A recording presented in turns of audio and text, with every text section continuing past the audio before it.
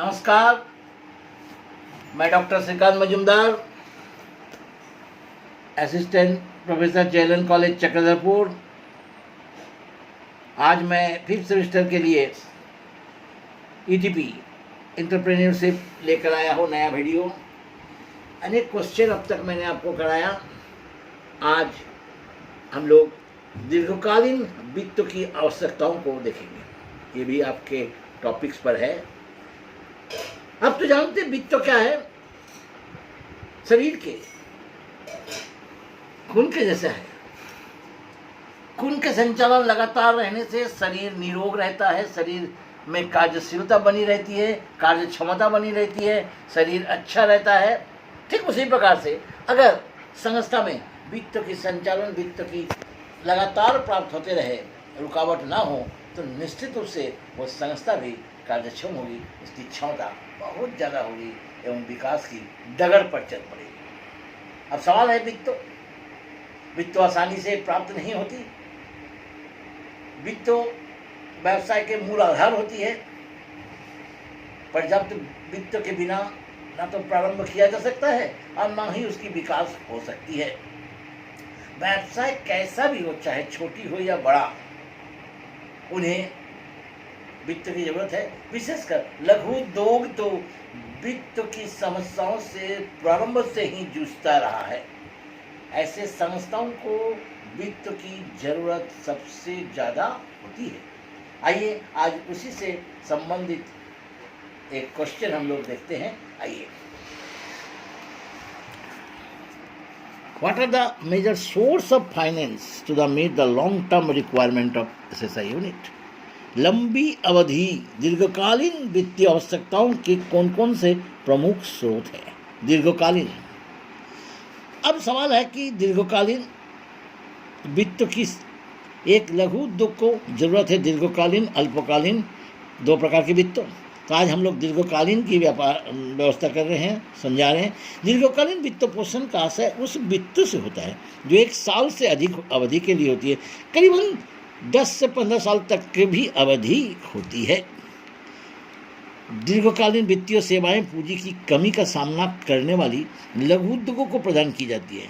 इसमें अंश पूंजी, ऋण पत्र, लाभों के पूंजीकरण इत्यादि अनेक स्रोत है। दीर्घकालीन वित्त के स्रोत निम्नलिखित है। देखिए, दीर्घकालीन वित्त के स्रोत निम्नलिखित है। साधारण अंश, इक्विटी शेयर, पूर्वाधिकारी अंश, प्रेफरेंस शेयर, लाभ का पुनर्विनियोग, प्लाविंग बैक प्रॉफिट, ऋण पत्र और वित्तीय संस्था के ऋण, loans from the financial institutions. ठीक है, आइए इनका एक बार व्याख्या करते हैं, क्योंकि हमें मांगा गया है क्वेश्चन क्या क्या स्रोत है, क्या क्या स्रोत है। अंश, शेयर, अंश पूंजी की एक छोटा अंश, कुल पूंजी की एक छोटा सा भाग को हम लोग अंश कहते हैं।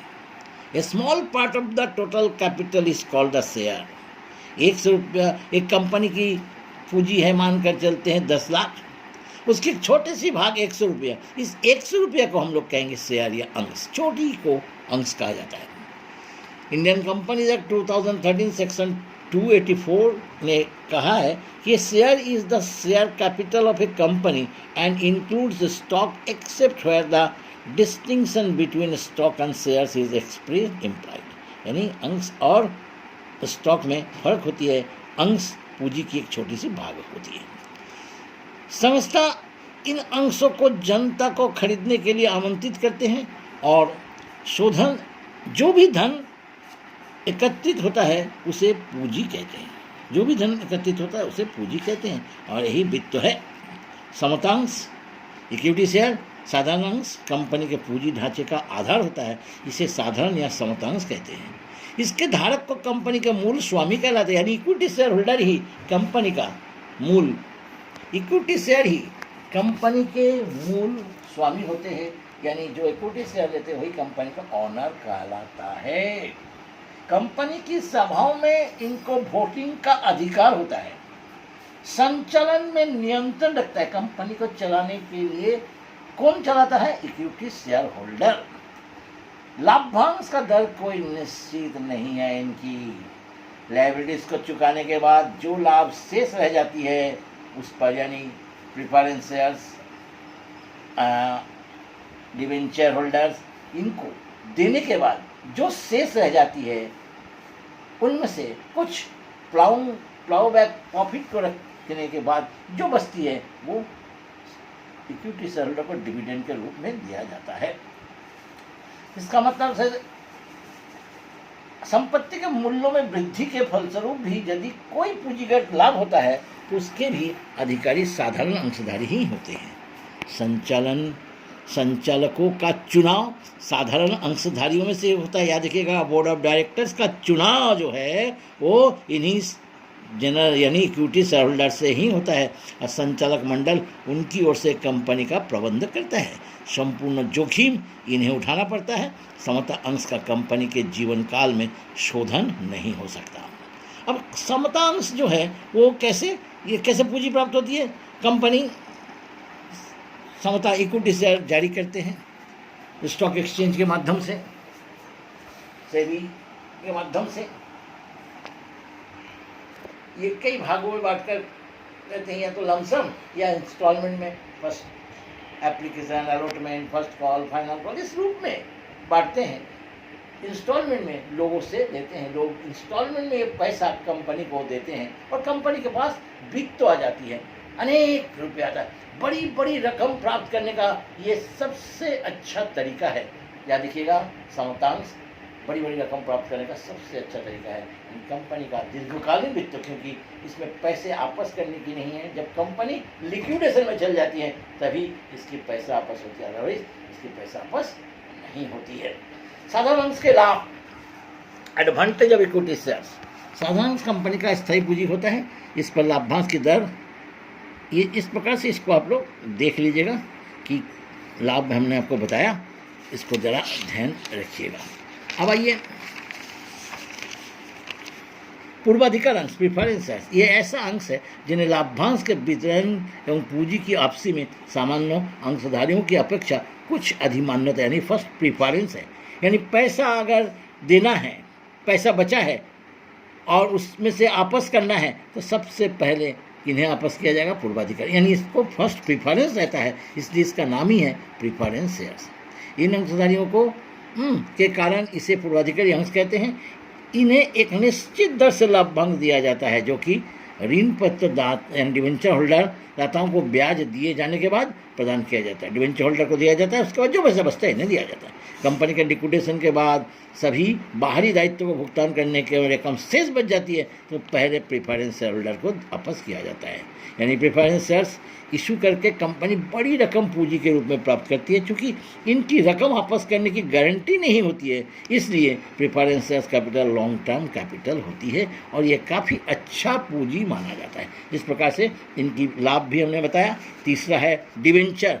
ये दीर्घकालीन वित्त प्राप्त करने की सबसे अच्छा साधन है। ऋण पत्र किसी ऋण की स्वीकृति है। ऋण पत्र कंपनी के द्वारा दिए गए एक स्वीकृति पत्र है। ये देखिए, थॉमस एवलिन ने भी वही बात कहा है कि अगर लंबी अवधि के लिए ऋण प्रदान किया जाए तो ये सोच लीजिए कि ये डिवेंचर है, जो लेकिन डिवेंचर का प्रभार रहता है किस पर? कंपनी के संपत्तियों पर। यानी प्रभार का अर्थ होता है कि अगर कंपनी डिवेंचर का पैसा वापस नहीं कर सकती तो उन संपत्तियों को बेचकर वापस किया जाता है। यानी डिवेंचर ऋण है, इसे एक निश्चित अवधि के बाद चुकाया जरूर जाता है। इसमें निश्चित दर से ब्याज पूर्व निर्धारित होती है, पहले से निर्धारित होती है। ठीक है, आइए ऋण पत्रों को कंपनी की संपत्तियों पर प्रभार, मैंने आपको पहले ही कहा कि इसे बेचकर वापस कर दिया जाता है। ये दिखेगा डिवेंचर जनता की इशू किया जाता है। जनता जब इस डिवेंचर को खरीदती है तो उद्योगों को पूंजी प्राप्त होती है, इसे दीर्घकालीन वापस किया जाता है। ये कई प्रकार की होती है, इतने प्रकार की इसमें डिवेंचर होती है। अब आइए चौथा, लाभों का पूंजीकरण यानी पूर्व विनियोग कंपनी वित्त पोषण का एक महत्वपूर्ण है। लाभ का पुनर्विनियोग यानी जो लाभ होता है वो पूरा डिविडेंड के रूप में नहीं बांटकर उसे कंपनी पुनर्विनियोग कर देता है व्यापार में ही। इसको इंटरनल कैपिटल कहा जाता है, जो रिजर्व फंड, जनरल रिजर्व। इस प्रकार से इसे हम लोग देख लेते हैं कि ये भी एक है दीर्घकालीन पूंजी प्राप्त करने का तरीका। और अब है, हम लोग देखते हैं 5 वित्तीय संस्था द्वारा ऋण, सोर्स ऑफ फाइनेंशियल राज्य सरकार, केंद्रीय सरकार, अनेक प्रकार के वित्तीय संस्था है जो दीर्घकाल में ऋण प्रदान करते हैं। ये सब नाम हैं जो दीर्घकाल में ऋण प्रदान करते हैं, वित्त प्रदान करते हैं। ये इन संस्था द्वारा दिया गया ऋण दीर्घकालीन होता है और औद्योगिक विकास के लिए अति उपयोगी होती है। इस प्रकार से ऋण हम लोग देखे हैं क्या कि वित्त प्राप्त करने का सबसे अच्छा तरीका दीर्घकालीन वित्त में हम लोग देखे हैं equity share, debenture, preference shares है। ओके, इस प्रकार से इस क्वेश्चन को, काफ़ी महत्वपूर्ण क्वेश्चन है, इसे जरूर आप लोग पढ़ लीजिएगा। नमस्कार।